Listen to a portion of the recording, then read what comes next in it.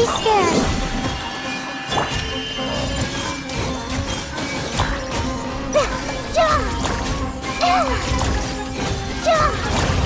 Hey!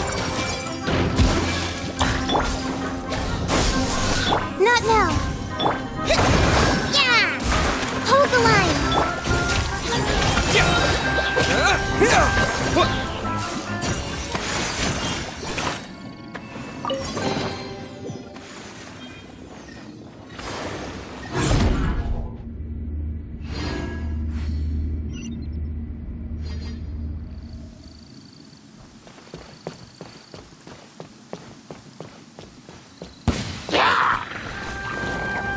Spring forth!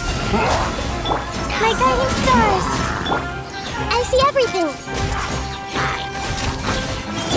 Propagate!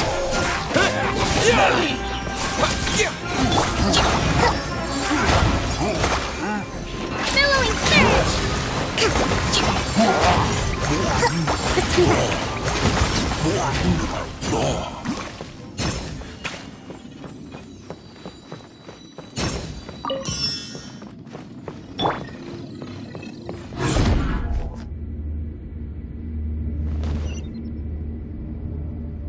All the water that used to be here has turned into rain! Then let's get through here before the water level rises.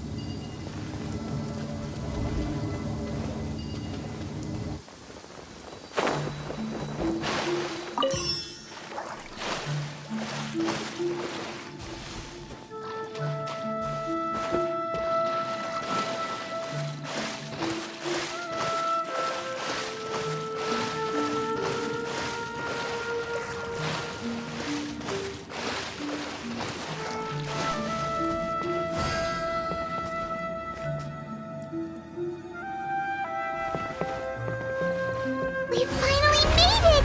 The destination is right ahead!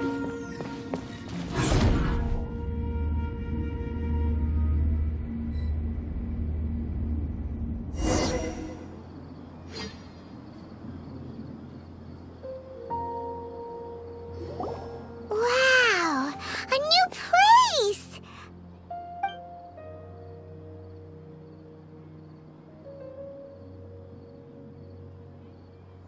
Well, it's just new to Paimon in this dream.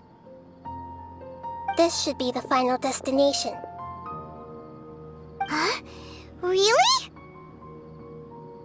Yeah, these are just ordinary city streets. I have powers related to dreams, so it's usually easy for me to tell who's dreaming and who's created by dreams. I guess only those who have thoroughly accepted this dream will be able to come here. There are so many people here. How can we find the host? Don't worry. I have a way.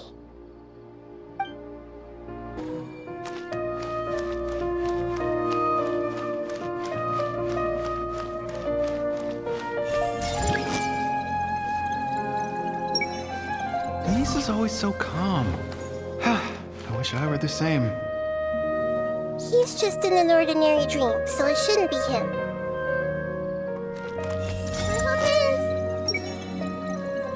Shadia has such good taste. I can never go wrong with her opinion. No, it doesn't seem to be her. Hey!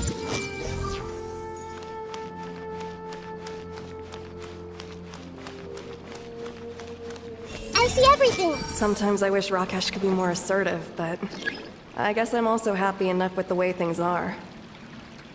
No, it's not her, unfortunately. Everyone hold hands!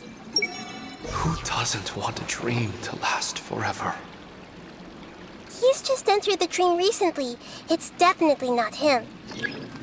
However... Hey!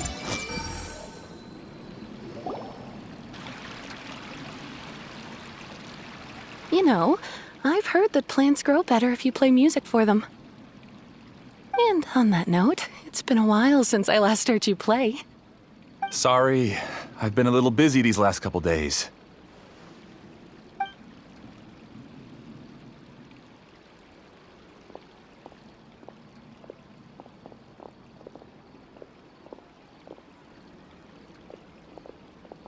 Oh, the Dendroarchon. What a pleasant surprise. Oh, welcome, great Dendroarchon. And your companions, too. Welcome. I'm Amira. I run the flower shop here. And this is my husband, Moses. Yes, how may we help you? You already know all about me. There's no need for all the pleasantries.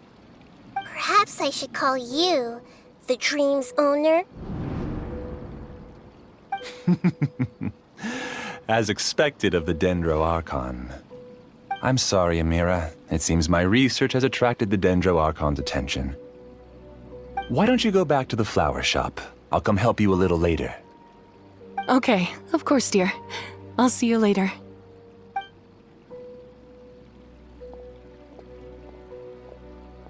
It appears that I was too naive to think I could deceive the Dendroarchon in person like this. To avoid looking like too much of a fool, allow me to ask the first question. How well would you say you understand this dream? This dream was built by the Akasha, and it has the power to create imaginary people who no longer exist in the real world. As for you, you found a unique way to become the owner of this dream, going so far as to have even given up the ability to wake up again. Given up the ability to wake up? Impressive! You truly are the embodiment of wisdom.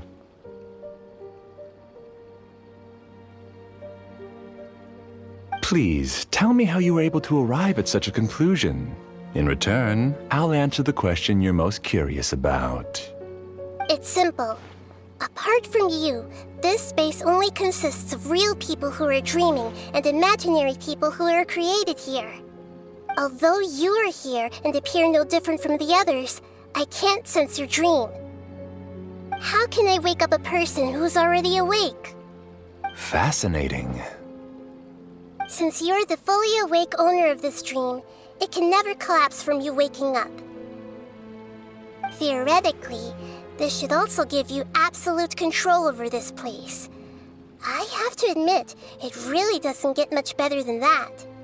But even knowing all of that, one question remains. How did you do it? Isn't the answer right in front of you, great Dendroarchon? It's because I've dedicated my entire reality to this dream. I uploaded my entire consciousness into the Akasha when it was still running. Actually, this all started because of an accident. My original goal was not about the Akasha or a collective dream. No. You were motivated above all to create a hyper-realistic person. The desire to reconnect with a real loved one is the one shared sentiment between all our dreamers. That's right. However, human models are too complicated. Only the Akasha has a jnana energy supply powerful enough for me to generate and sustain my models. The Akasha is truly magnificent. If I siphoned a minuscule amount of its energy, nobody would even notice. And even this minuscule amount of energy was already more than enough for my purposes. Even using just crude methods, I was still able to train a fairly realistic person. I named my first work Amira. Huh? You mean the girl we just saw? She and I entered the academia on the same day. Starting with admission procedures, we bumped into each other 6 times on just that first day. And because of that one day, we eventually went on to fall in love. We studied, conducted research, and made breakthroughs together. Our rhythm was always in step. I felt like we were 2 separate bodies that shared the same heart. However, Elazar later took her from me. Yes, I need more training samples to perfect Amira's personality. I found their details in the Akasha's database. Using the pretext of testing for mental health disorders, I implanted signaling devices in their bodies. This way I could connect them to a network, and Amira could feel their yearning. Little by little, they helped her to grow and develop a warm, human personality. To improve my efficiency and allow myself to focus on nothing but my research, I uploaded my consciousness as well, and became a part of the network. So, technically speaking, it's not that you won't wake up, it's that you can't wake up. Yes, because the Akasha was suddenly turned off, I lost all of my jnana energy. I became imprisoned in the very network I had constructed. At first, I panicked. But, after coming to grips with the situation, I realized that I could restart this world as long as I could find a replacement source of jnana energy. That means everyone in the network is providing you with jnana energy! That's all there really is to it. I don't think I'm doing anything wrong. I'm just saving them as well as myself. I provide a beautiful dream, and in return, I harvest their jnana energy as fuel for the dream. They can wake up anytime they wish. People need to sleep anyway, so why not have some beautiful dreams while they rest? I agree. This is the home we spent a great deal of effort on to build for ourselves. Yeah, she's right. We're staying here of our own free will. I don't understand this at all, but I just want to spend some more time with my family. I don't want them to be sad. Thank you, dear. Great Dendro Archon, I hope you can understand. You don't need to gather around here. It's all right. The Great Dendro Archon is nothing if not kind and considerate towards her people. She won't interfere with what we're doing here. Uh-oh, now he's playing dirty! It seems like I won't need you to answer my last question. You're willing to tell me all your secrets because you have nothing to fear. If you use real people as your weapon and turn them against their Archon, then there's nothing the Archon can do. They just want to be with the people they cherish. I don't think there's anything wrong with me providing them with that opportunity. They don't wish to eternally part with their spouses and friends. What's so wrong about that? If you understood humans a little better, or had also experienced firsthand the absolute devastation of loss, then perhaps you wouldn't be so cold towards us.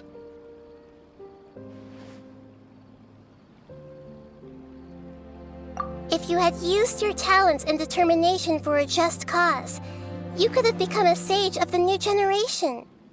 Unfortunately, you've committed one of the 6 cardinal sins of the Academia by attempting the forbidden and fearing none. You equated people's feelings with cold jnana energy and deprived them of the pain that they have to face. You lured them into these dreams, and even now, remain completely unaware of how evil all of this truly is. Pain? Luring? Those kinds of things haven't existed here from the moment this world was created. She's right here. This is Ilmon's child, Haidar. Huh? My daughter? What's wrong with her? This dream relies on a set network, which means that only those with devices planted in their bodies can enter this world. Carefully think back and retrace your steps. I secretly went back to the mountainside with Haidar. Minar was already there waiting for me, and Haidar was able to see her mother. You mean she isn't actually the real Haidar? No, because unlike you, she can't enter this dream. The moment you came into this dream, it created a Haidar to realize your wish of reuniting with your family. So, tell me, where's the real Haidar? She's still out there on the mountainside. That's right. And she must have been terrified to see her father not in his right mind. Not to mention the monsters in that area. The situation is very dangerous. If Haidar's still out there, then... What are you talking about, Dad? I don't understand. I must wake up right now. I can't leave her there alone. Oh. It seems the others have also remembered something. People try to avoid pain, and stay in their perceived bubbles of safety out of an instinct to protect themselves. This is human nature, but it is also one of their weaknesses. However, why are there still so many people striving to move forward, even when they know the path ahead is dangerous and painful? It's because people don't only live for themselves. They have families, loved ones, friends, and communities. They have dreams that they are still trying to achieve. But in this dream, you showed them only the most comfortable and soothing things. This entire world has been built on the foundation of buried and unseen pain. It's all just a well-devised scam. It seems like I've stayed in the dream for too long. I still have so many things I haven't done. I thought gods didn't understand humans. That would have explained why they created such a flawed world where countless tragedies took place. I didn't expect you to arrive at the answer through sheer power of observation. But unfortunately, it means nothing now. If you wanted to spend a little time in the waking world, go right ahead. In any case, I wanted to spend some time alone with Amira. As long as this dream continues to exist, you'll come back. Humans aren't as strong as you think, and even if you're a god, they won't always listen to you. It's time to purge all the extraneous data and noise.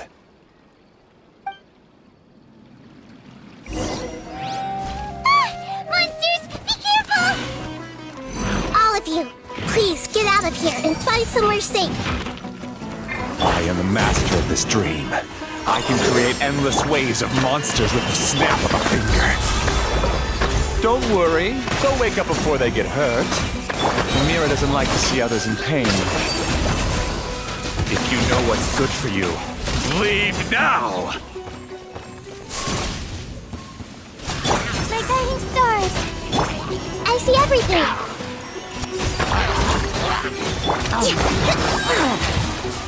Covenants of the Deep!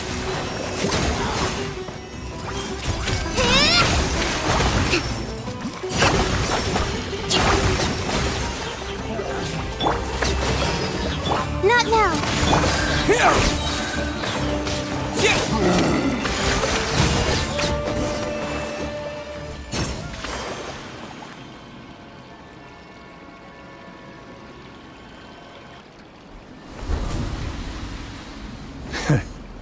You haven't won just yet. This dream is mine! If I go into hiding here, not even an Archon can ever find me. And as long as people yearn for happiness, they will return here and rebuild this paradise! Hey, stop! What's that? The dream is spiraling out of control and is collapsing now.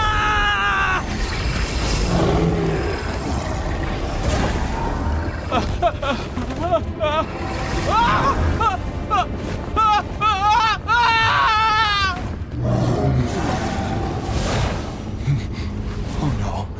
Amira! Amira! Amira!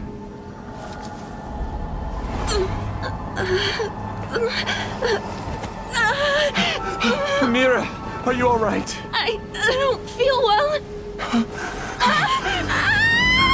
No, no, no! Please, no!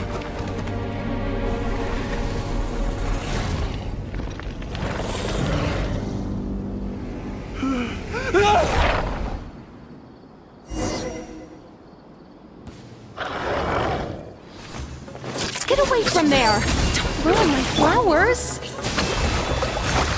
What should I do? Where did it go? He left because he doesn't want you anymore.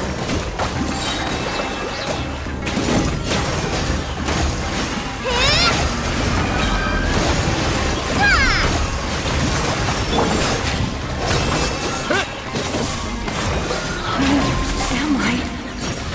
I'm not Amira. Glad that's over. But what happened just now? He's not very proficient in using the Akasha's technology, and he spent a lot of Jnana energy creating monsters. Now the system is out of control. All the people he created also turned into monsters, including Amira. It's terrible, even for a dream. Even Paimon's freaked out. Paimon can't imagine what they're going through. The good news is that the chaos seems to have subsided. Now we only need to wake up the people here and let them return to their real lives. Amira. My dear Amira. They're all gone. It was just a big dream after all. I couldn't change my fate, and my knowledge turned out to be useless. What a cruel world.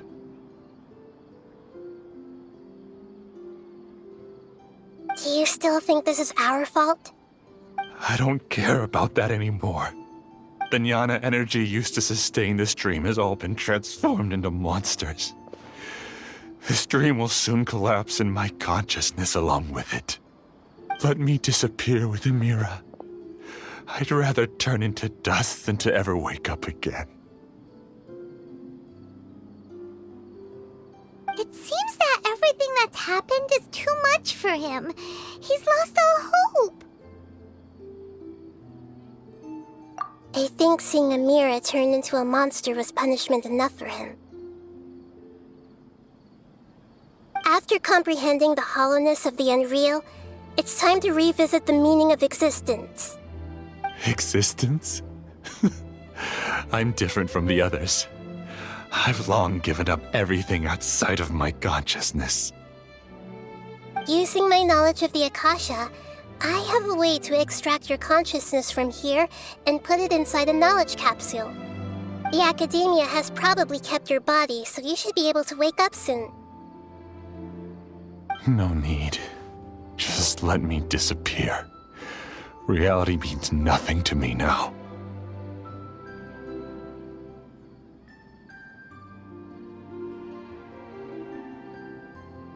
This isn't compassion. I won't let you escape your punishment by simply disappearing. As for your life after that, it'll be up to you how you want to exist. Alright, Traveler and Paimon, we should go back. We can finally wrap up this whole thing.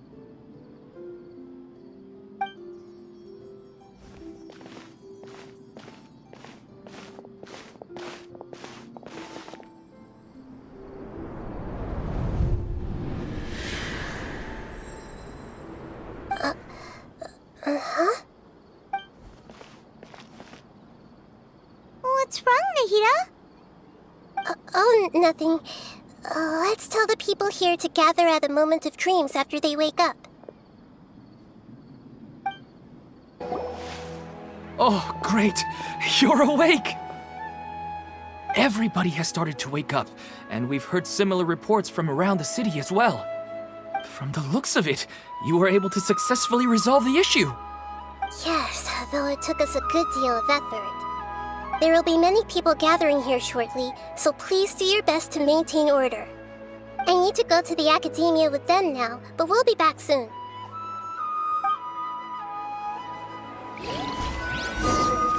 Are we going to ask about that scholar? Yes, but it may take some time for him to wake up after his consciousness returns to his body. We can leave the rest to the Matra.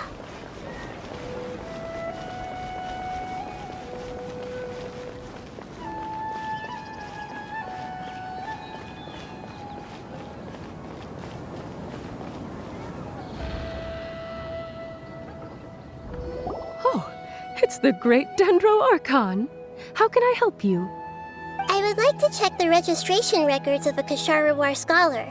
He should be in an unconscious state right now. Okay, just a moment.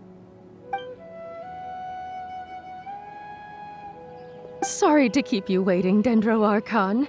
We have confirmed that there's a scholar named Beinuni who's been unconscious for a while. The cause was improper operation of the Akasha. He hasn't regained consciousness yet, and is still receiving treatment at Bimarstan. Huh? Isn't his name Moses? I guess he didn't want to be recognized or bothered by anyone. Please, give the knowledge stored in this to the Matra and ask them to import it into Beinuni's brain. Understood. But for safety reasons, I need to know why. It's simple. This contains his consciousness. It's long been trapped inside of a dream. He's committed an act that affected the safety of Sumeru. After he wakes up, I'll inform the General Mahamatra of all the details. I see. I'll take care of this right away. Thank you, Great Dendro Archon. No problem. Alright. Everyone should have gathered at the Moment of Dreams by now. Let's head back.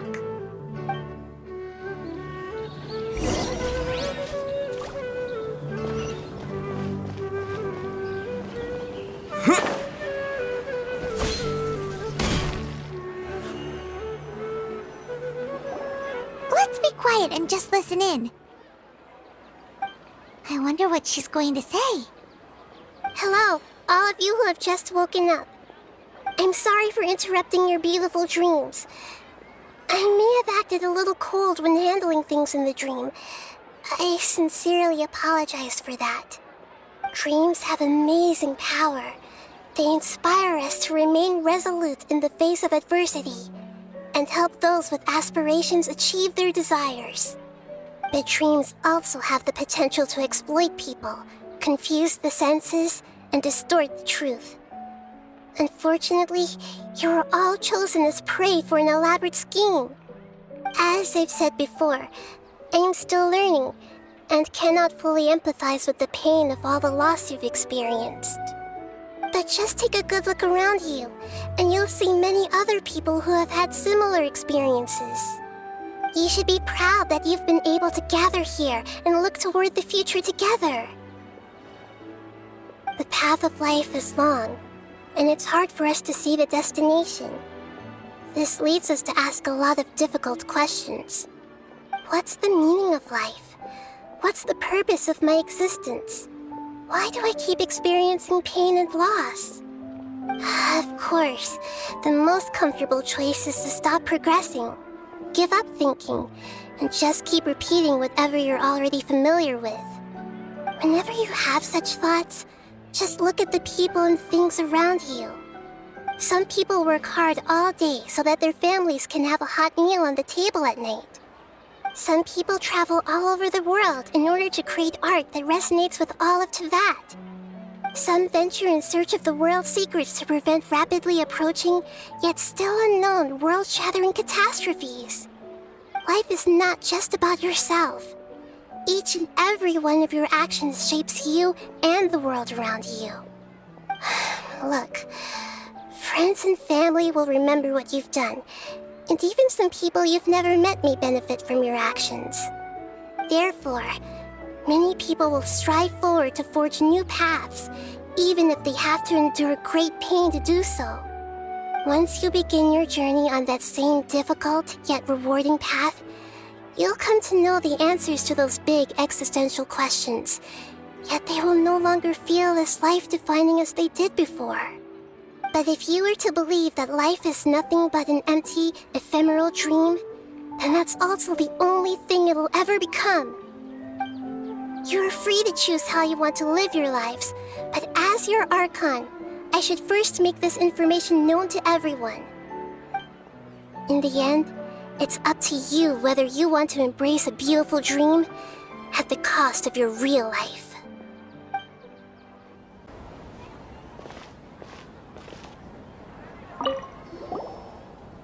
I'm really glad I reached out to you earlier. Otherwise, we wouldn't have been able to handle this situation on our own. You did a great job as well.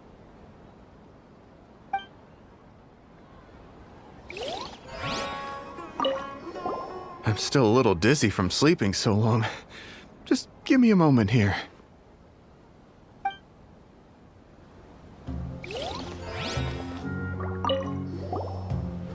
I discovered that Nasser and I get along pretty well. We both have pretty straightforward personalities.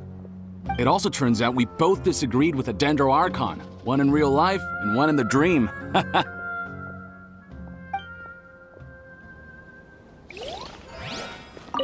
I'm getting ready to go on an adventure, and I'm taking this plant with me. I shouldn't just sit here waiting for her to come back. Professor Aisha was so determined to explore those secrets, so I should go take a look too. Thank you. May we meet again in the future.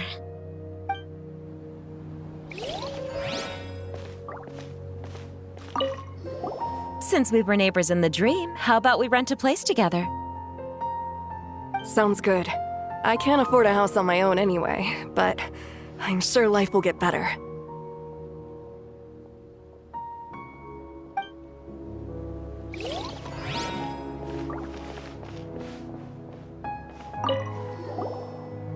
Thank you for rescuing me. I'm really sorry. Luckily, Hydar wasn't injured because of my stupid mistake.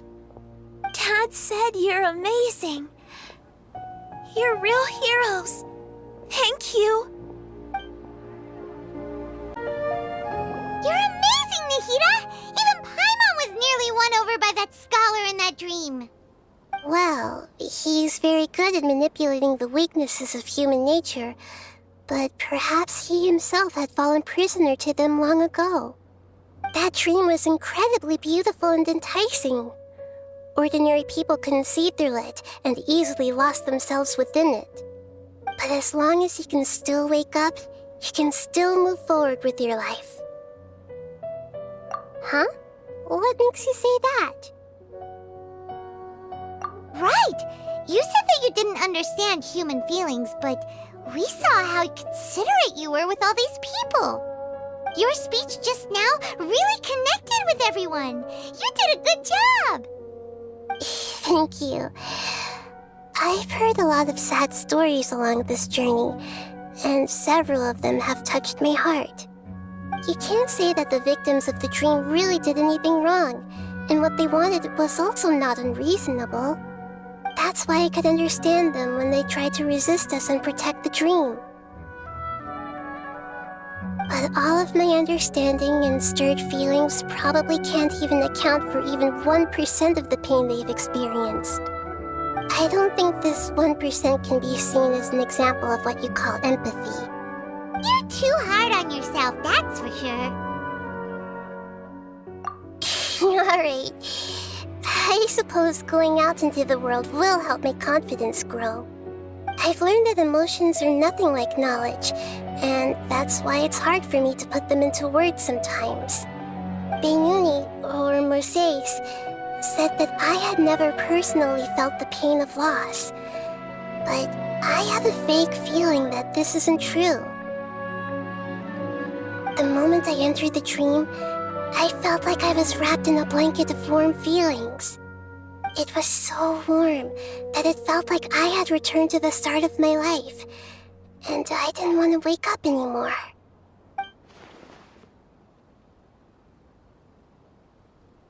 But when I opened my eyes, the feeling was gone without a trace. If I have to make an analogy for it, I would say I can no longer see words on a piece of paper after they have been erased, but I can still see the slight indentations of where the words had been written. But now that I've experienced this dream, I think I can say with confidence that I won't dwell too much on the meaning of that warmth. It's enough that I can tell I was once supported by that warmth, and its existence has allowed me to get to where I am today. If I dwell too much on its exact nature, I would be putting the cart before the horse. I gave a speech to inspire my people, so if I were to fail to live up to those words myself, then that would be too embarrassing.